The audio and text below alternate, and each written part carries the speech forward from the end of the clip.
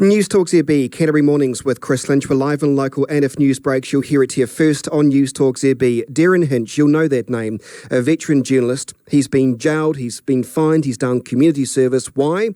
Well, for breaching suppression orders. He has a strong belief in journalistic credibility, the public's right to know about sex offenders.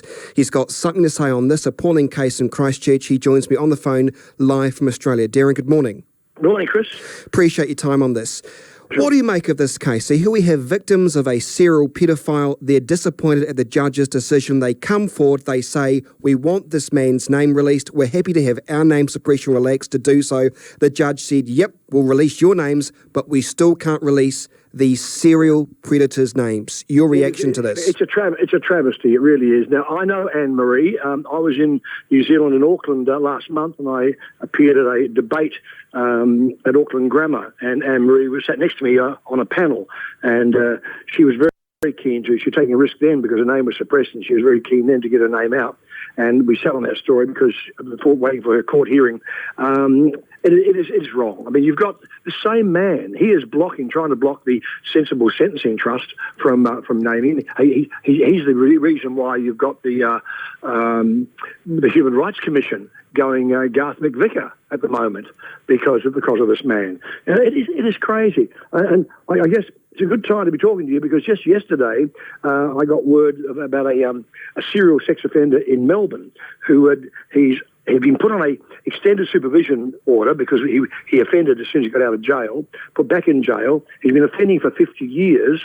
I tracked him down. He's been released again. I tracked him down yesterday, and I talked to the police about him, and they said, because he's been placed two blocks away from a primary school. And I said to the police, have you told the headmistress?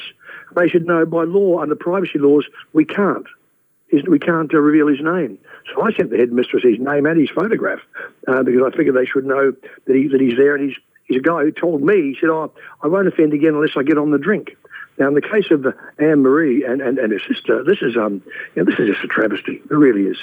It's also a travesty for Christchurch residents because they will never know if they're living next to a serial predator, because it seems to me our justice system places this man on a pedestal compared to residents' right to know, and that seems wrong. And I know the name of the man we're talking about here, and I know some of the positions that he's held, and I know the community groups that he's been involved in. Now, why should I know, and why shouldn't people who are in the area, why shouldn't they know? And I mean, as you will all know, the sex offender's greatest weapon is anonymity and privacy. They thrive on it. They're very good at it. They con people. And you're getting almost government-sanctioned approval of the way they operate because the government is blocking you from knowing. And I think knowledge it helps safety, it's education, and I just think this case here, it's a Pyrrhic victory for those brave girls, those brave women, because they've put themselves out there saying, we're not ashamed, we are victims, so we want our names out there. And I found one thing in New Zealand when I was over there last month, was that this idea that the register must be kept secret, this is both from National and Labor over there, must be kept secret for the victim's sake. That's the first time I've heard that argument put forward. It's not the victims who want a private register. I mean, you can't name a victim and shouldn't name a victim anyway. And if that's why fathers and stepfathers sometimes have their names suppressed because you don't want the victims to be named without their consent. But this is purely done at the moment for supposedly the rehabilitation of sex offenders. And on that issue, I've said to other people when I said about rehabilitation, I said, would you let a rehabilitated pedophile babysit your child? And the answer is always going to be no. And that's an excellent point you make. For Karen Beaumont and Anne-Marie Forsyth, Derryn, one reason they've come forward is because they believe this man could have offended multiple times. What do you see in that? Do you think they could possibly be onto something, Derryn? Of course they are. I mean, it's like shoplifters never get caught the first time. And if this man's name is out there, other victims may come forward and say, oh, he's the guy. They'll look at his picture and say, he's the guy. I mean, it is true that most victims are known to the attacker. I mean, a lot of them happen in families. But there are others out there. I interviewed the mother of little Megan Kanker, who is a girl after whom they named Megan's Law in the United States. I went to New Jersey and talked to her mum. She was only 7 and she was raped and murdered.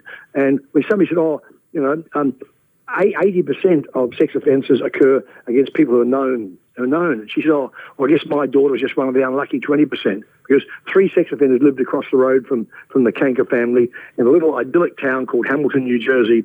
They lived there, and the local police didn't know they were there. The family obviously didn't know, and he lured her off the balcony and off the front porch and raped and killed her, and that's after whom Megan's Law was named. And the public register has been in the United States now for nearly 20 years. President Clinton made it law in 1996.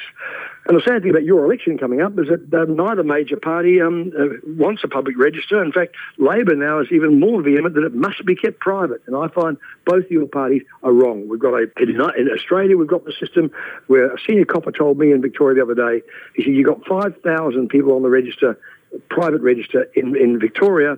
He said, it's not working. We can't handle it.